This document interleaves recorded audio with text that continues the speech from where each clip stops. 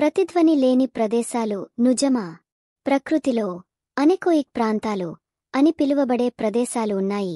ఇక్కడ ప్రతిధ్వని ఏర్పడదు. ఉదాహరణకు లోతైన హిమానినదాల చీలికలు, చిత్రమైన భూగర్భ గుహలు మరియు దట్టమైన మాస్క్ మరియు లైకెన్లతో నిండిన పురాతన అడవులు ప్రతిధ్వని లేకుండా శబ్దాన్ని పీల్చుకుంటాయి.